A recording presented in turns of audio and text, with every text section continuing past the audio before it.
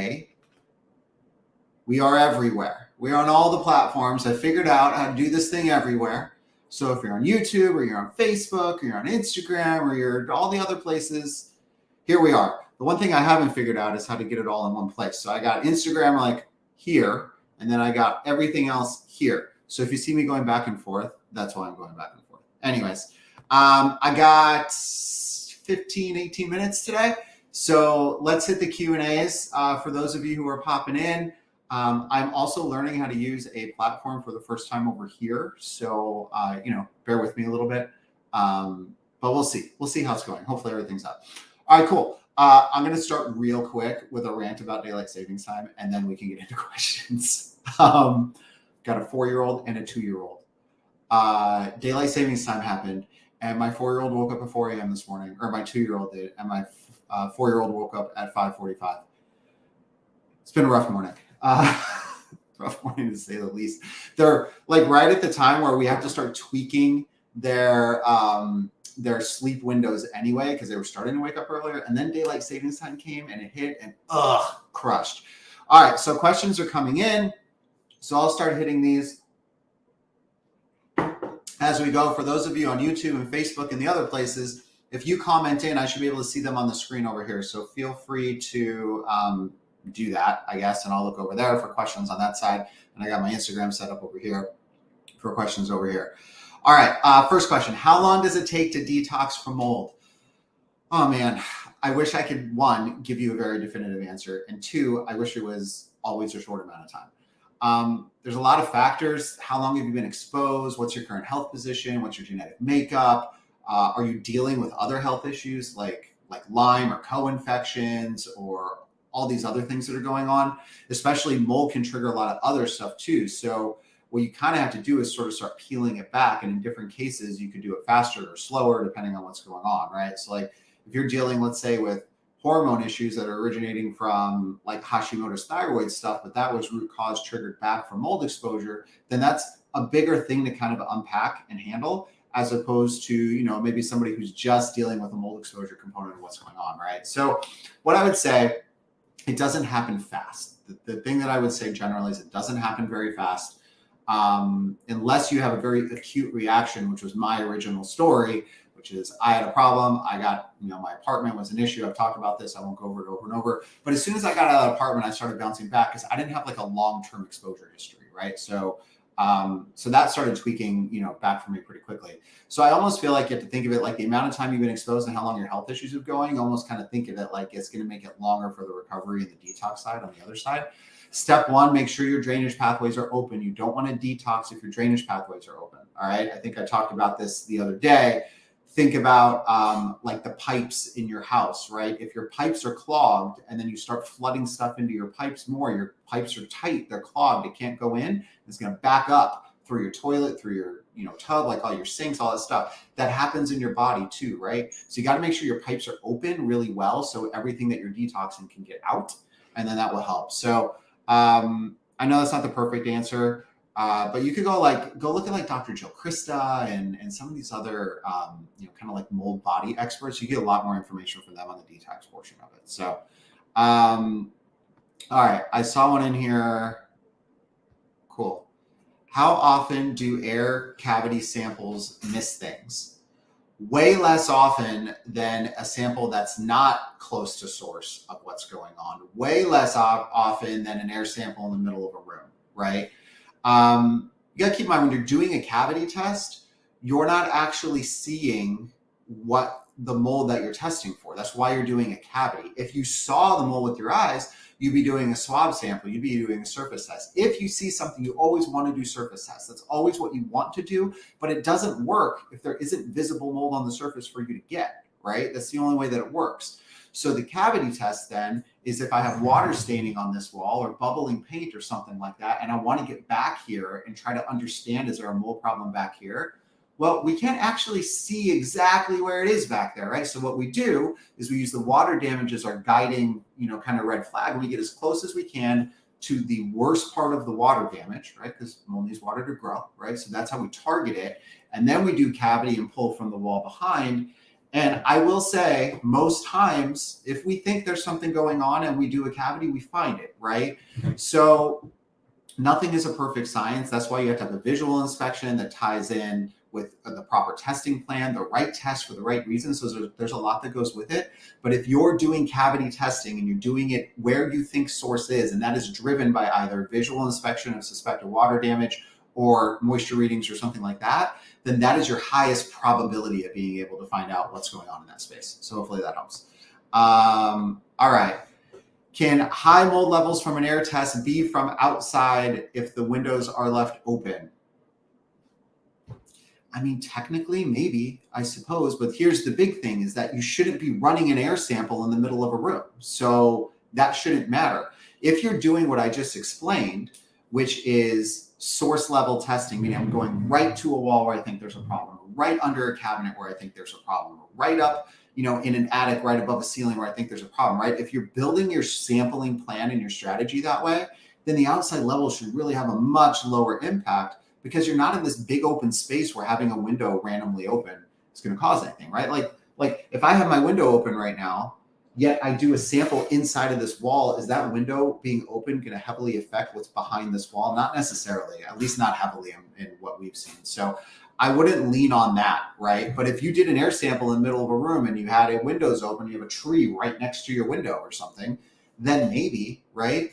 But I will also say this, is that a lot of times inspectors and people lean too much on, oh, it must just be coming from the outside. If you're picking up elevated levels in your house, it is 95% of the time in your house. That's where it's coming from, right? You may have some external interference, but most times, because our houses are tight, they don't breathe incredibly well, and they're not built like that anymore. If you have problems in the house, they stay, they accumulate, concentration gets higher, you pick stuff up inside. So I would avoid the immediate reaction to try to blame the outside instead of the inside, because if we do that, most times, in my opinion, you're missing a big chunk of what's going on.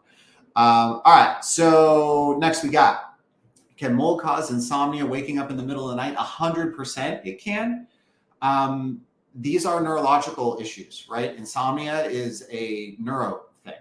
So, and we know that mold can impact that, right? There's stress levels. There's not only neuro, there's stress, there's cortisol, there's all these things that can wake you up. But insomnia is a very common symptom that I see a lot with people. So yeah. Can you detox while still living in mold?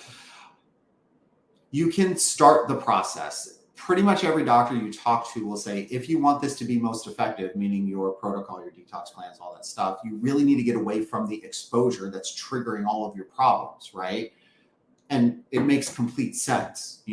If something over here is causing the problem and I'm standing right next to it and I'm trying to take pills to fix it, yet this thing is still pushing all up in my face, then of course this thing is going to continue to impact what's going on. It's going to make detox way, way more difficult, right? Now, there are certain doctors that won't even work with you if you're still living in a place that has an issue. Most now I don't think are like that. If you have someone like that, I would go try to find someone else. There are things you can do while you're in a place to help symptoms subside and maybe start prepping detox pathways and do some other things. But that said, all the doctors that I've spoken, literally every single one, says, if you really, really want to fix your body from this stuff, you have to address the environment that you're in. Either find it, remediate it, reduce your load, or move, right? Or get out of it, one of the two. Sometimes it's a short-term move to somewhere else. You move to a family member's house, you start working on it, you come back, right? There's steps, but it's going to be very, very difficult if you're living in the toxins that are making you sick, if that makes sense. All right. Let's see. Tiny dots of Stachybotrys, for those of you who don't know, Stachybotrys is what's known as a black toxic mold, on the back of ceiling drywall paper after Surfro remediated a leak. That means they didn't remediate it, by the way, if that is still there. Will remove more drywall between the two water stain areas, remove 4 feet in each direction until no mold dots. It's not just mold, it's also water damage, right? You definitely need to remove 2 feet beyond any sort of visible mold or suspect water damage. If you see water staining, if you see anything like that, you have to keep going, right? So make sure that you're really extending beyond all water damage and suspected mold growth and not just what you see, because a lot of times we can't see it, right? So it's really important that we do that. All All right. Have you inspected after a mold dog? I have. Mold dogs are interesting. I'm so 100% against it, and not because they can't be effective, but because you're taking a living animal, dog, and you're sticking their face in toxins all day, and you're telling them to learn how to smell stuff that's eventually going to kill them and start reducing their life. No, there's better ways to do this. People are using mold dogs because they don't know how to inspect houses, and it's the cheap, easy, lazy way to do it. And it's terrible because they're killing these animals. It's freaking retarded. Learn how to inspect a damn house. Like, come on. All that said, I have inspected after a mold dog. Mold dogs aren't like not effective, right? But I have also found way more stuff than a mold dog found, right? So I feel like they could pinpoint some things, but it's not always that easy. There's not always odors tied to it. There's not always stuff tied to it. So that's a big part of it. Okay. Oh, I scrolled past a big one. How often do you find mold in walls with no elevated moisture reads? Man, Raising Mama is just crushing the question game today. How often do you find mold in walls with no elevated moisture reads? Probably 90% of all the things we find in a house is that. In a house, as we go through, I would say 10% of the testing that we do is around areas where there might be a current water issue. The rest of it are areas where there's historic water damage, a historic thing that we know about, visible signs of water damage that no one knew about that we found. And we test that, and that's where we find almost all the problems. That's why nobody is getting better when you have local inspectors come in, because they're not finding these things. So all they're doing is for the moisture level reads, right? So they go to only where there's moisture. That's only 10% of the problems in the house. So even if they find those and you fix those, you still have 90% other things going on that you didn't address. You move back in, you still feel sick. You wonder why. You think I have to go live in the woods now because there's nothing that we can do. That's not what you have to do. The thing is, you just have to figure out where the problems are and prioritize them and understand which ones are having the biggest impact on your overall health. Prioritize those in remediation, get the biggest exposure load knocked down, and then you can start to kind of counterbalance how your body is feeling versus what's exposed in the house. And that's the 30-second way of how to do it. So yes, most times there's not moisture readings where we see. How do you clean mold on cement? Good question. Mold doesn't grow in cement. It grows basically on top of it. Because you'll have organic material that settles on top of it, right? So it's typically how it works. The cleaning part is kind of basic remediation surface cleaning. So, I mean, if you have like growth and stuff, you might have to like wire brush or do some more of abrasive cleaning on it if you really have stuff that's there. So like think a basement, you have water intrusion coming in, it's like all black on the bottom and stuff. So yeah, you're gonna have to like really wire brush, abrasive clean, sanitize afterwards. But the biggest thing you have to do is figure out why there's mold on the cement in the first place. If we're talking in a basement, it's usually because there's an external water intrusion that's happening. If that is the case, then you have to fix the waterproofing. Otherwise, it's going to keep coming and keep coming, right? And it's not really going to fix anything. So you have to have the outside of your house evaluated. Is it a grading? Like, is the grade of your house pointing towards your house? That's a huge problem. Water flooding right straight in. You can adjust the grade this way and the water goes away. That can help a whole lot, right? Also, you might need to look into like drainage solutions, French drain, waterproofing, different things like that. So those are the bigger root cause steps to fixing that problem. Otherwise, it continues to happen. But yeah, you can definitely clean off cement. The other thing you want to do, a couple things with cement real quick. You need to dehumidify it. Cement allows moisture to penetrate. It's called diffusion. Water vapor will penetrate through the cement, and that's why you get a high moisture content in the cement that allows mold to grow on the front. So you have to dehumidify the cement to kind of get that out of there. So that's a big piece of it. And the other thing is if there's paint on the cement and moisture has been penetrating through it, you'll want to strip the paint off of it because paint will act as a barrier. Mold can grow behind the paint. You might not see it on the front side. You might see it on the back side. Just a couple of things to think about. All right, I got 3 minutes, guys. I'm just like on rapid fire right now. Okay.